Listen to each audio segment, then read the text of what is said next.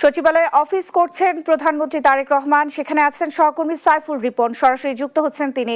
সাইফুল, প্রধানমন্ত্রীর আজকের কর্মসূচি সম্পর্কে আমাদের জানাবেন।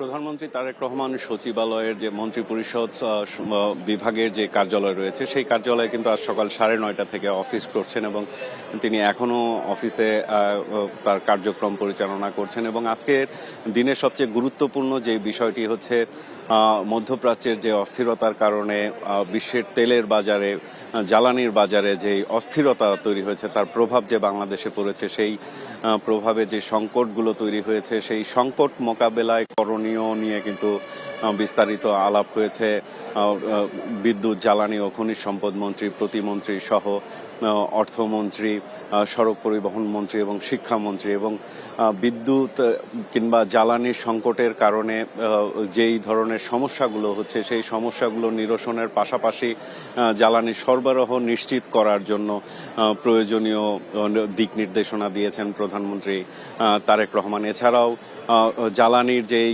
সংকট চলছে এই সংকটের মধ্যে শিক্ষার্থীদের পড়াশোনার ব্যাপারেও কিন্তু আলাদাভাবে চিন্তা ভাবনা করছে শিক্ষা মন্ত্রণালয়।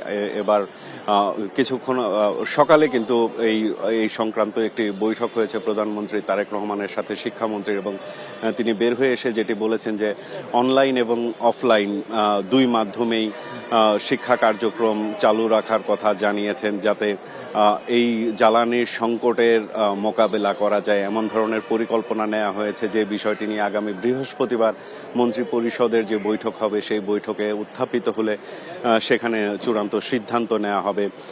স্কুলগুলো, বিশেষ করে মেট্রোপলিটনের ভেতরে যে স্কুলগুলো রয়েছে সেই স্কুলগুলো অনলাইন এবং অফলাইন সমন্বিতভাবে করা যায় কিনা। এছাড়াও কিন্তু অফিস সময়সূচি নিয়েও আলোচনা হয়েছে। পাশাপাশি যে তেলের মজুদ বাড়ানোর জন্য কিন্তু প্রধানমন্ত্রীর পক্ষ থেকে নির্দেশনা দেওয়া হয়েছে, এবং এ নিয়ে জ্বালানি মন্ত্রণালয়ের পক্ষ থেকে ইতিমধ্যেই সংবাদ সম্মেলনে জানানো হয়েছে যে তেলের পর্যাপ্ত মজুদ কিন্তু রয়েছে, এবং যে সংকটগুলো দেখা যাচ্ছে আপাতত সেগুলো আসলে অনেকটা মনস্তাত্ত্বিক বলে জ্বালানি বিভাগের পক্ষ থেকে দাবি করা হয়েছে। এবং এপ্রিল মাসের জন্য যে পর্যাপ্ত তেলের মজুদ সেটি কিন্তু বাংলাদেশের রয়েছে বলে ইতিমধ্যেই জানানো হয়েছে। এছাড়া এলএনজি, এলপিজি গ্যাসের সরবরাহ পর্যাপ্ত রয়েছে বলে জানানো হয়েছে। তো সামগ্রিকভাবে কিন্তু আজকে জ্বালানির সংকট মোকাবেলার জন্য যে প্রয়োজনীয় বিষয়গুলো, সেই প্রয়োজনীয় দিক নির্দেশনা কিন্তু প্রধানমন্ত্রী তারেক রহমান সংশ্লিষ্ট মন্ত্রণালয়ের মন্ত্রীদের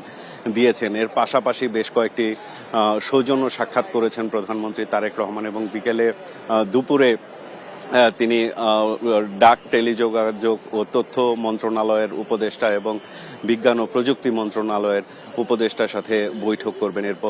এরপর তিনি 3:30টার দিকে জাতীয় সংসদের অধিবেশনে তার যোগ দেওয়ার কথা রয়েছে। তো এখন পর্যন্ত কিন্তু প্রধানমন্ত্রী তারেক রহমান মন্ত্রিপরিষদের এই কার্যালয়ে তিনি অফিস করছেন, এবং আমরা যতটুকু জানতে পেরেছি কিছুক্ষণের মধ্যেই তিনি জাতীয় সংসদ অধিবেশনে যোগ দেওয়ার জন্য রওনা করবেন। তো এই ছিল আমার কাছে এখানকার সর্বশেষ পরিস্থিতি। ন্যান্সি।